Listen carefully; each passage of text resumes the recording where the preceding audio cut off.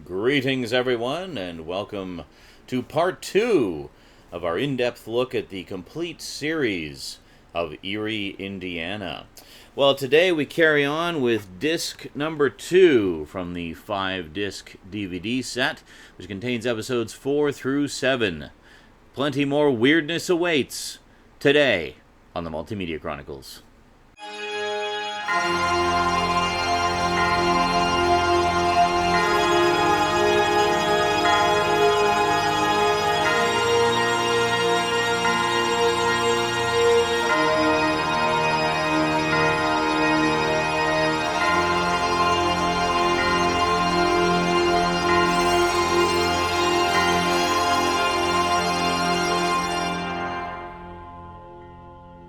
Welcome back.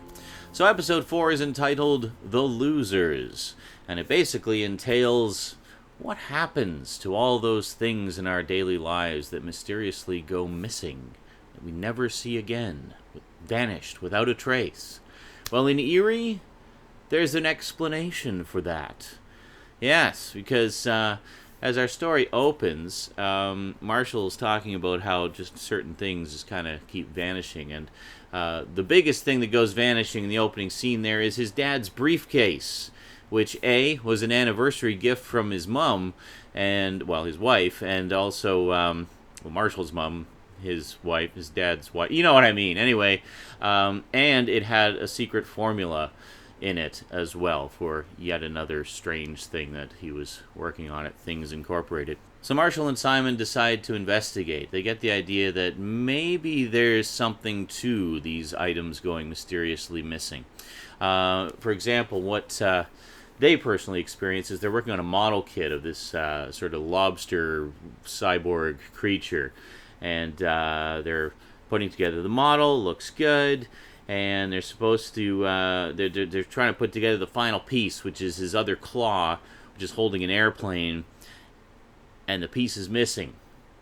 So Marshall is finally like, you know what, that's it. We got to figure out what's going on here. There needs to be, this is Eerie, Indiana, there needs to be an explanation to this. So they start investigating. So they basically set out to deliberately lose something to try and find out what's happening to all these items, where they're disappearing to. So they start off by trying to lose a wallet, and the wallet is picked up by the local motorcycle gang, not by who they're trying to find and catch. And the local motorcycle gang is quite funny, actually, because they come off being all tough and, you don't want to cross them the wrong way, but they're actually all just a bunch of big softy do-gooders. It's like, you lost this wallet. You should be careful.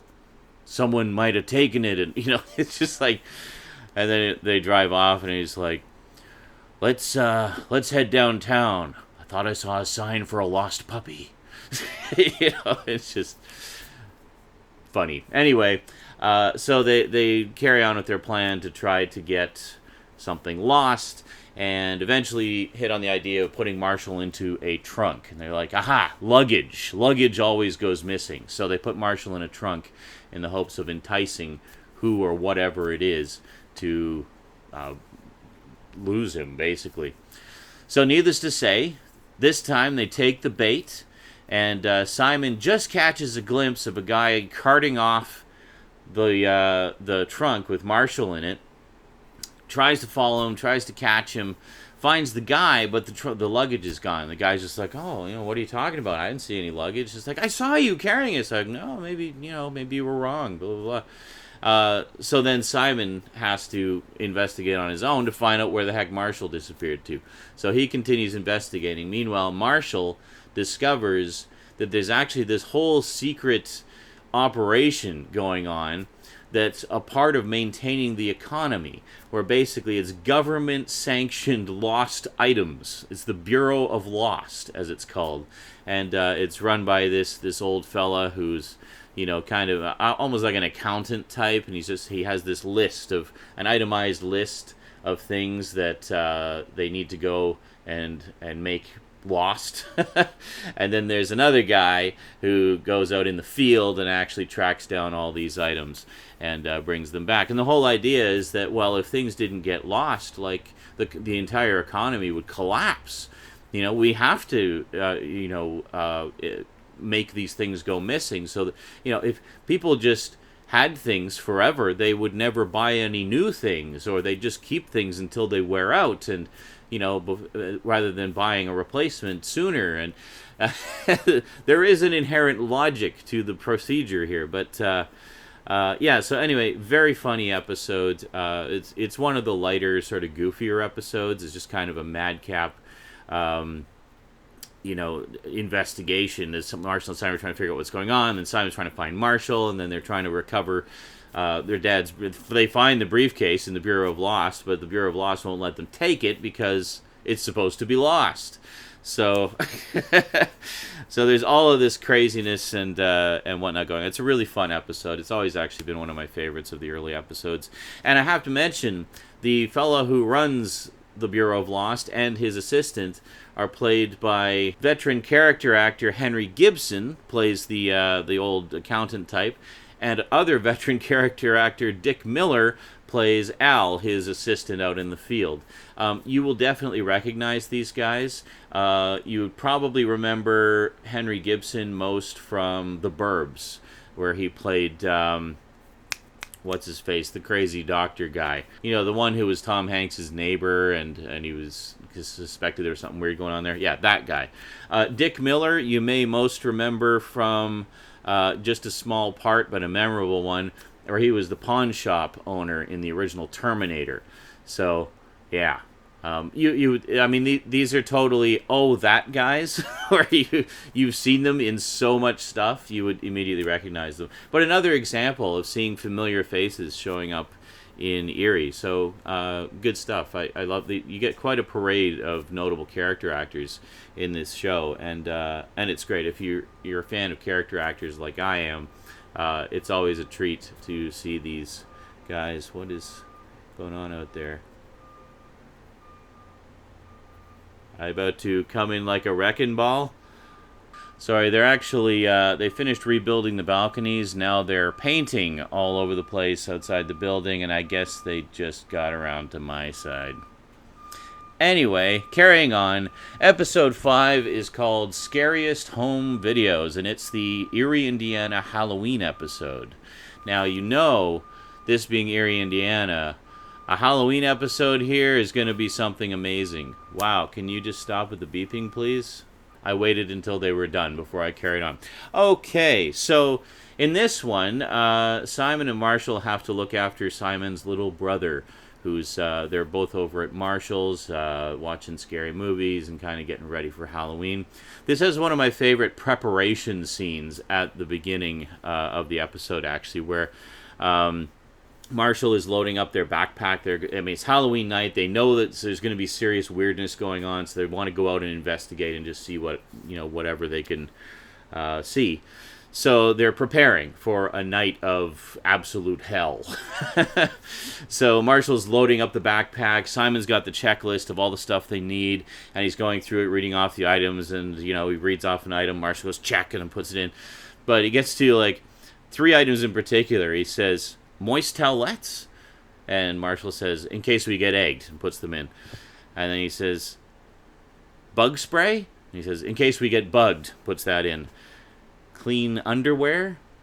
In case we get scared. Just one of those little moments, and it's played beautifully by the 2 young actors there. So they're about to go out, and Marshall's mother gets a phone call from her dad, from Marshall's dad. His car's broken down. He needs a lift home, so she has to go and get him. So basically, they have to stay and look after Simon's little brother while she goes off and gets her dad. Now, Marshall's big sister is there. However, she's studying for a big test, so she can't really babysit. She's got to focus on her studies. So they're stuck babysitting. So basically what they do is they decide to put just a scary Halloween movie on to distract the kid, and they're going to go out and do some stuff for a little bit and then come back. So initially Marshall had the idea to to have the little kid do some kind of silly, crazy thing on his camcorder to submit to basically America's Funniest Home Videos. I forget, they called it something else in Eerie. But anyway, that type of thing. That backfires horribly and hilariously, but I'll save that for when you see the episode. You can see how that goes for yourself. So they decide instead just to set him up with the scary movie, and Marshall sets up the camcorder to actually record the movie so he can have it on tape. You know, this is back in the days of VHS, man. Gotta love it. So he sets up the camcorder to record the movie, and then they just kind of leave the little kid to his own devices for a bit. So the little kid basically starts fiddling with the remote and switching back and forth between the camcorder, and it's filming him, and he sees himself on the TV, and he laughs. And they're watching and the scary movie, which is like an old mummy movie, starring Boris von Orloff. Yes. So keeps switching back and forth, and then he gets the idea, just because he's a little kid, and little kids like to be random. He bites the remote control, and then gets transported into the Mummy movie. So it just TV statics him out of existence in Eerie and plops him into the Mummy movie. So then he's running around, and the obligatory screaming damsel in distress is reacting to the little kid as if he's the mummy. And so it's like just this little kid walking around, and the woman's just like, ah! and stuff. It's pretty funny. So Marshall and Simon come back down. It's like, what was that? You know, what's going on? And then they see Simon's brother in the movie, and it's like, oh God, if he's in the movie now, where's the mummy? And then they turn around, and the doors swing open, and it's the mummy. So now the mummy is in their house, basically, and the little kid is running around wrecking the movie. Now, that said, it turns out that the mummy is not the mummy. It's actually Boris von Orloff as the mummy, and this is kind of his afterlife. This was his greatest performance ever, and he's kind of been stuck repeating this performance over and over again as his own personal afterlife, you know, having the greatest role, you know, he won all these awards for and stuff. Now, I should mention, Boris von Orloff, speaking of great character actors, is played by Tony Jay. Yes, the late, great Tony Jay, the voice of Megabyte from Reboot. Great stuff. Gotta love Tony Jay. So a real treat to see him just kind of hamming it up as this has-been horror movie actor. So basically, Marshall and Simon have to figure out a way to swap them, to get them back where they should be. And hilarity ensues. Also, a lot of hilarity ensues before they realize that he's actually just the actor in the mummy outfit, and think that he's actually the mummy, like the character of the mummy from the movie. So lots of fun little twists and turns, and being a Halloween episode with that special eerie flavor, you know? Yeah. So next up, we have Just Say No to Fun, a good old-fashioned brainwashing story. Basically, you see these a lot in, sort of shows for kids and young adults. The obligatory students being turned into brainwashed zombies episode. So in this case, all the kids in Eerie are being given eye exams. And all the kids in Eerie are coming out of these eye exams with glasses and suddenly not wanting to have any fun anymore. They're basically just being all about studying and being serious and not having fun. They go to the world of stuff. Marshall is one of the few who's managed to avoid the eye exam. Simon had an eye exam, so he's a brainwashed zombie now. So Marshall's basically on his own. So Marshall goes to the world of stuff and talks to Mr. Radcliffe. And talks about it, and he says, yeah, you know, these kids, it's all the same. Like, none of them want to play any video games or buy any ice cream. They just want to go and, look at math books and stuff. So Marshall's like, well, is there anything you can think of that we could do? And he's like, well, I may just have a secret weapon to be used only in the most dire of emergencies. Now, this is not something to be taken lightly. This is serious business. So he takes Marshall to this secret back room of the world of stuff and opens this secret vault. And inside the secret vault is the ultimate secret weapon to combat lack of fun. And it's the big nose, mustache, eyebrows, Groucho Marx glasses.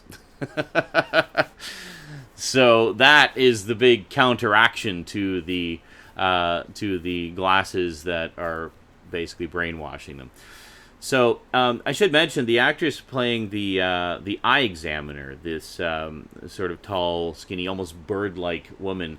The way she walks around, I really like the body language of her performance. I mean, she just comes across very creepy in her mannerisms and stuff. But the way she walks is kind of like she's kind of hunched over, like she's going down to the level of the height of the kids, but she's kind of hunched over, like she's walking almost like a predatory bird. And I'm sure that was a very deliberate acting choice on her part and possibly the director as well. But she does that almost the whole time. Like when she's doing the eye exam, she's kind of like hunched over. Not like a hunchback, but more like kind of hunched over, like ready to strike. It's an interesting physical performance for that, and it worked really well. It just sort of added to her creepiness. So needless to say, Marshall ends up getting strapped in the eye exam chair, and it's a race against lack of fun to try to save him. So Simon, he manages to break Simon's brainwashing at one point, but then he gets recaptured and re-brainwashed at the most crucial time. It turns out that it's not just the glasses, it's also vocal triggers. So the eye doctor calls Simon, and the trigger phrase is "all work and no fun make Simon a good boy." So she just calls him and says, "all work and no fun," and then Simon just kind of glazes over and says, "make Simon a good boy." And he's just really creepy and brainwashed again. And that's that. Like at the critical moment, it's where Marshall figures out what's going on, and he's going to put a stop to it with the funny glasses, but he may be too late because Simon's now with them again. So yeah, pretty good episode, lots of fun, and an appropriately goofy ending. That it's involving the Groucho Marx glasses. It's going to be goofy. So last, but most certainly not least, we have Heart on a Chain. This is such a good episode. It really shows the quality of Eerie, Indiana just as a show, and that it doesn't always have to be about weird sort of goofiness. It can also be very dramatic and emotional and poignant.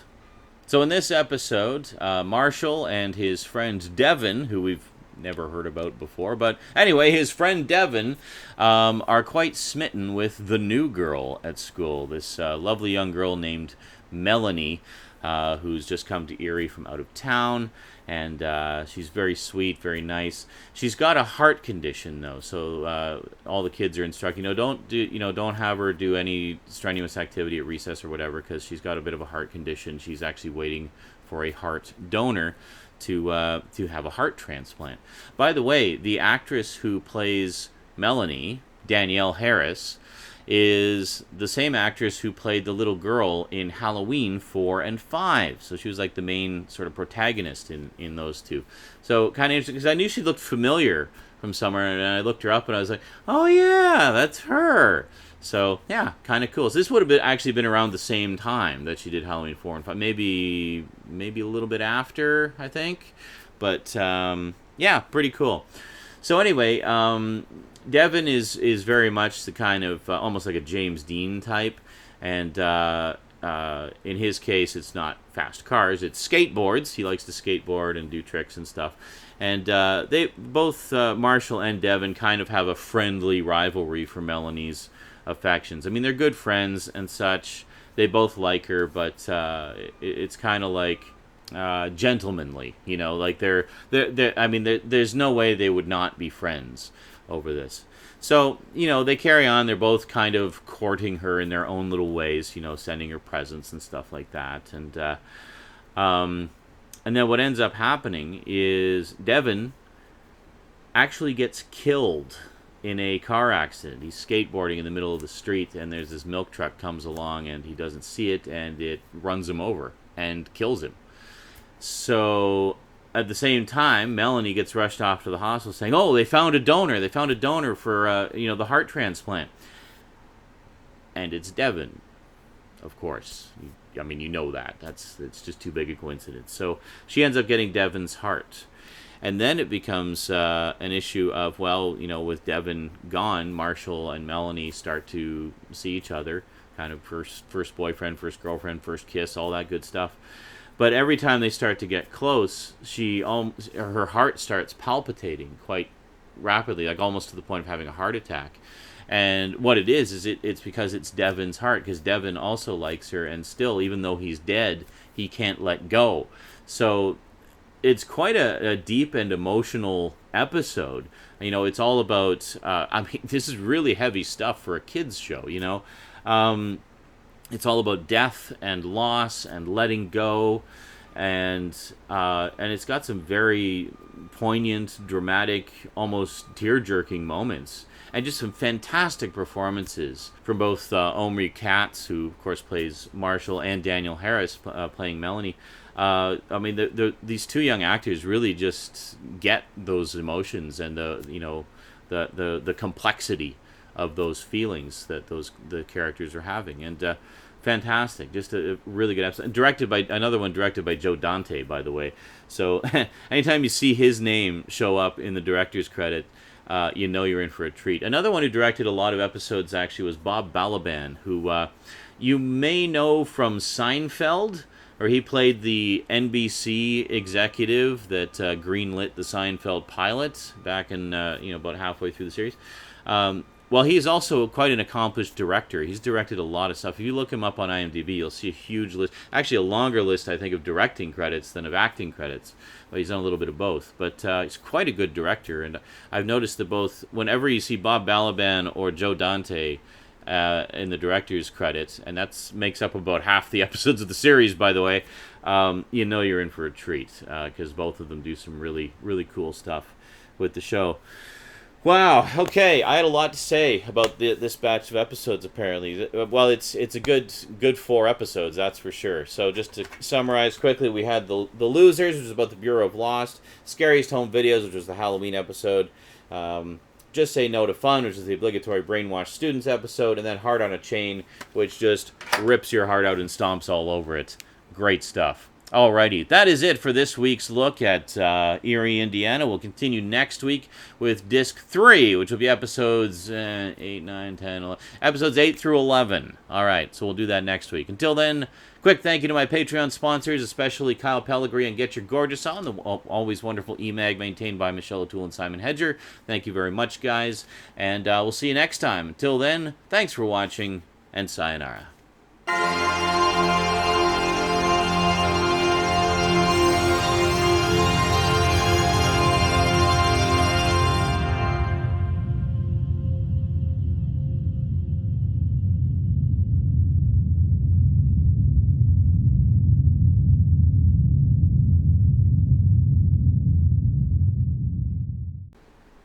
Welcome back. Alrighty, so episode 4 is entitled The Losers. The end! I don't know. Anyway, so carrying on, the next episode, episode 5. Episode 5 is the Halloween episode entitled... Holy moly, could that be louder? Just see what's going on out there.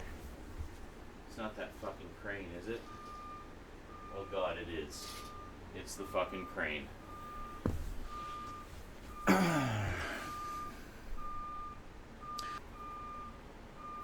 Oh my god. It's one of those really annoying, like, cherry picker cranes. Now, you'd think it would only beep like that when it's backing up, like most trucks do, but no. This thing beeps whenever it moves at all. It could move half an inch to the left. It'll beep for 5 minutes. I hate that thing so much. I really just want them to be done and go away forever. They've been doing this since, like, the beginning of summer. The day they started doing construction on the balcony was the day I started I do shift work at my job, so I'd been on day shifts for a while. The day they started was the day I got switched over to night shifts for a few weeks, meaning I'm trying to sleep in the morning during the day because I don't work until the afternoon, right? So I have to sleep in the morning. And they start at like 8 in the morning.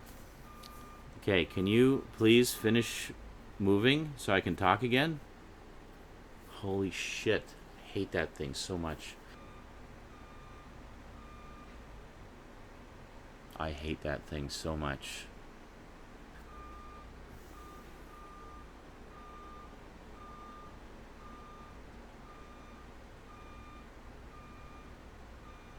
I wish there was a way I could like block out the outside sound more.